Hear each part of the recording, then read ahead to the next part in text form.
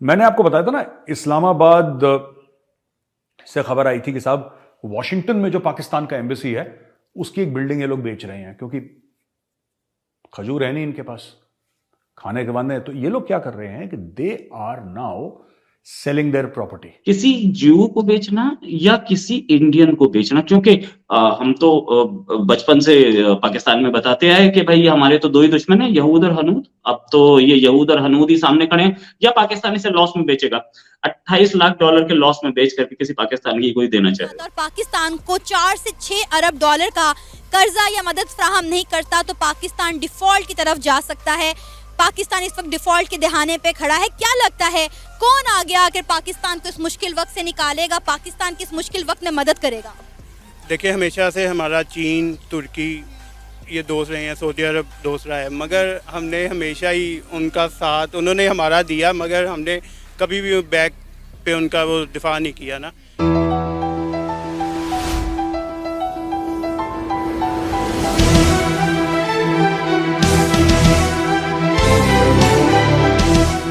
मैंने आपको बताया था ना, इस्लामाबाद से खबर आई थी कि साहब वॉशिंगटन में जो पाकिस्तान का एम्बेसी है उसकी एक बिल्डिंग ये लोग बेच रहे हैं, क्योंकि खजूर है नहीं इनके पास खाने के बाद में। तो ये लोग क्या कर रहे हैं कि they are now selling their property. ये बात हम न्यूज कवर कर चुके हैं। अब कॉमेडी क्या हो गई इसमें, जबरदस्त कॉमेडी हो गई दोस्तों। सबसे ज्यादा किससे नफरत करते हैं ये लोग? इजराइल से, पाकिस्तानी यहूदियों से। उसके बाद किससे करते हैं? हिंदुओं से। अब उस प्रॉपर्टी की उन्होंने बिड डाली, ओपन मार्केट में बोला कि बिडिंग करो, बोली लगाओ इस प्रॉपर्टी की, नीलामी हो रही। भाई पाकिस्तान पैसा नहीं है। और हंसने वाली बात यह है, सबसे बड़ी कॉमेडी जो हो गई है उसमें 6.8 मिलियन का जो पहली बोली है वो एक ज्यू ने दे दी, वो यहूदी ने दे दी।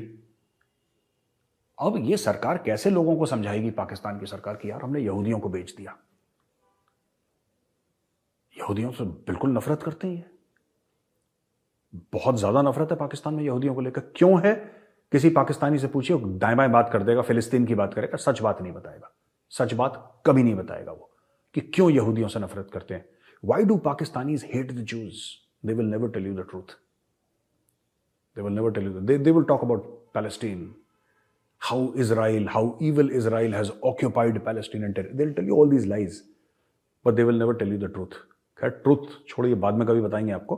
Fact of the matter is दोस्तों, असली बात यह है कि यहूदियों ने बोली लगा दी और यहूदी ने बोला हम खरीदेंगे, 6.8 मिलियन डॉलर्स ले लो और इसमें हम सिनेगॉग बनाएंगे, यानी कि जो यहूदियों का जो मंदिर होता है वो बनाएंगे यहां पे। अच्छा, 5 मिलियन का एक इंडियन ने दे दिया। तो जो 3 में से जो टॉप 2 थे, एक यहूदियों ने दे दिया, एक इंडियन ने दे दिया। अब पाकिस्तान में इसकी बड़ी बहस चल गई कि यार हम यहूदी को कैसे बेच सकते हैं, इंडियन को कैसे बेच सकते हैं, ये तो बड़ी बेइज्जती हो जाएगी, ये तो ऐसा हो जाएगा, ये तो ऐसा। लेकिन मैं एक बात बता रहा हूं, पाकिस्तानी ले लेंगे पैसा। मैंने आपको क्या बताया कि पाकिस्तान की एक फिलॉसफी है कि इज्जत जो है वो आने जाने वाली चीज है, उसमें इमोशनल नहीं होना चाहिए, ऑनर को लेकर, रिस्पेक्ट को लेकर। ये पाकिस्तान की एक नेशनल फिलॉसफी है। इज्जत जो है वो आने जाने वाली चीज है। ये बेच देंगे, मैं बता रहा हूं, थोड़ा सा पैसा फेंको, ये नाचेंगे सामने, दे विल डांस, और ये बेच देंगे अपना। ये सिर्फ कहने के लिए, लोगों को बताने के लिए कि इजराइल ने ये कर दिया और हम यहूदियों के खिलाफ जिहाद लड़ेंगे। ये सब झूठ बोलते हैं, कोई जिहाद व्याद नहीं लड़ते, लाहौरी हैं ये खा पी के सो जाएंगे, पार्टी मनाने वाले लोग हैं ये, लाइफ एंजॉय करने वाले दूसरों के पैसे से, ठीक है। They are not the kind of people. ये मैं आपको बता रहा हूं एक छोटी सी चीज,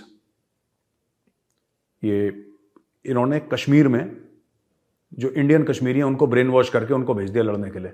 खुद इनकी हिम्मत नहीं हुई कि आ जाएं। मैं कई बार कह चुका हूं, 370-35 से हट गया, कश्मीर बनेगा पाकिस्तान, कश्मीरियों से नाता क्या, ला इलाहा इल्लल्लाह। कख नहीं करा इन लोगों ने, लाहौरियों ने। मैम, बिल्डिंग की कॉस्ट क्या है वी डोंट नो, लेकिन ज्यूइश लॉबी जो है, या बोलिए ज्यूइश कम्युनिटी जो है, उसने इस बिल्डिंग की कॉस्ट लगाई है 6.8 बिलियन डॉलर्स, मतलब 68 लाख डॉलर। और एक इंडियन कम्युनिटी के एक बिजनेसमैन है, उन्होंने 50 लाख डॉलर। क्या कितना आसान होगा पाकिस्तान के लिए ये बिल्डिंग किसी ज्यू को बेचना या किसी इंडियन को बेचना, क्योंकि हम तो बचपन से पाकिस्तान में बताते आए कि भाई हमारे तो दो ही दुश्मन है, यहूद और हनूद। अब तो ये यहूद और हनूद ही सामने खड़े हैं, या पाकिस्तानी से लॉस में बेचेगा? 28 लाख डॉलर के लॉस में बेच करके किसी पाकिस्तानी की कोई देना चाहेगा? वैसे तो हम ऐसी ऐसी बेवकूफियां करते हैं कि किसी भी बात से बेच देंगे कि हम लॉस में भी बेच देंगे, ये भी हो सकता है। अपनी जो है वो इज्जत बचाने की खातिर हम ये कहें कि कोई बात नहीं, 28 लाख को कम में बेच दें। लेकिन यह आपने बात सही की कि क्या किसी इजराइल की अगर कोई कंपनी या जो भी ले रहा है उसको उसके हाथ बेचना आसान होगा इस हुकूमत के लिए, क्योंकि सामने ऑपोजिशन में इमरान खान, उनके हाथ में तो एक टूल आ जाएगा। वो तो कहेंगे लो जी ये तो यहूदियों को देखो, उनको बेचती अपनी बिल्डिंग, ये हो रहा है, वो तो इसको बहुत चढ़ाए। तो गवर्नमेंट ये जानती है, और गवर्नमेंट को ये भी पता है कि इन्हीं लोगों ने जो जो कुछ पकाया है लोगों के जहनों में, जो पढ़ाया गया है किताबों में आज तक, जिस तरीके से जो आप कह रहे हैं बात, वो सही है कि जैसे आपने अपनी जनरेशन्स को बनाया है। भाई जनरेशन्स क्या, मैं आपको पहले भी एक दफा बात कह चुकी हूँ ये, कि जब बात आती है ना यहूद और हनूद की, तो वो तो जो पढ़े लिखे, यहाँ पर पढ़े लिखे जाहिल है, ऐसा पढ़ा लिखा आपको जाहिल मिलेगा कि आप दंग रह जाएंगे देख के। यार ये तो सूटेड बूटेड बंदा है और इतना पढ़ा लिखा है, इसने तो ये वाले स्कूल ये वाले कॉलेज से किया है जो इतना मशहूर पाकिस्तान का है, इसके तब भी ये मेंटालिटी है। लेकिन उसकी तब भी वो मेंटालिटी कि उसको ये नहीं पता कि दुनिया में अब ये वो ईरानी रहा, ये वो दुनिया नहीं रही जहां पे आप ये कहें इसराइल वो है तो हम इससे ताल्लुकात नहीं करेंगे, भारत ये है या ये वगैरह वगैरह, इस तरह की चीजें।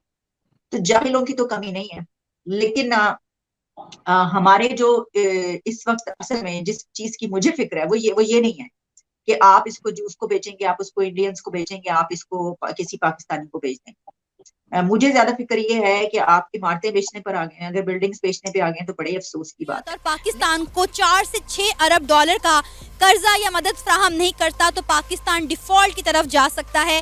पाकिस्तान इस वक्त डिफॉल्ट के दहाने पे खड़ा है। क्या लगता है कौन आगे आकर पाकिस्तान को इस मुश्किल वक्त से निकालेगा, पाकिस्तान की इस मुश्किल वक्त में मदद करेगा? देखिए हमेशा से हमारा चीन, तुर्की ये दोस्त रहे हैं, सऊदी अरब दोस्त रहा है, मगर हमने हमेशा ही उनका साथ, उन्होंने हमारा दिया, मगर हमने कभी भी बैक पे उनका वो दिफा नहीं किया ना। इस वक्त देखें लास्ट टाइम भी सऊदिया ने हामी भर के अभी वो पीछे हुआ है ना, कन्फ्यूजन का शिकार हैं सारे। मगर डूबती हुई कश्ती में कौन पैसे लगाता है? कोई भी नहीं लगाता। इंडिया से क्या उम्मीदें हैं? क्या हमें इंडिया के साथ अपने ताल्लुकात बेहतर रखने चाहिए थे ताकि आज मुश्किल वक्त में वो हमारे काम आ सकता? रहने चाहिए थे, बिल्कुल रहने चाहिए थे। इंडिया से, चाइना से, हमें बिल्कुल, हमारे ये नेबर्स हैं, हमें इंडिया से लाजमी रखने चाहिए थे। अगर हमारी ट्रांजैक्शन हो रही होती इस वक्त तो यकीनन प्याज हमें इतना महंगा ना मिलता, क्योंकि सैलाब की वजह से हम पहले बड़ा मुश्किल में है ना। तो इस वक्त अगर हमारे बॉर्डर्स इंडिया के साथ रिलेशन ठीक होते तो हम इस वक्त काफ़ी हमें सपोर्ट मिलती वहाँ। सर श्रीलंका पर बुरा वक्त आया, अफगानिस्तान पर बुरा वक्त आया, इंडिया ने बढ़ चढ़ कर को हर लिहाज से उनकी मदद की। मुझे उम्मीद है, मुझे बल्कि यकीन है कि अगर हमारे ताल्लुकात इंडिया के साथ बेहतर होते तो डेफिनेटली इंडिया पाकिस्तान की मदद ज़रूर करता। खैर आपको क्या लगता है इस वक्त पाकिस्तान किस तरफ जाता हुआ दिखाई दे रहा है? क्या सिर्फ पाकिस्तान के असासे ही बिक रहे हैं या पाकिस्तान भी बिकने वाला है? देखिए अगर हमारा सी पैक चल रहा होता ना तब भी हमें काफ़ी ज़्यादा मदद मिल सकती थी, मगर जब से इमरान खान साहब आए उन्होंने सी पैक का काम भी बंद करवा दिया, जो कि बहुत ही गलत काम था।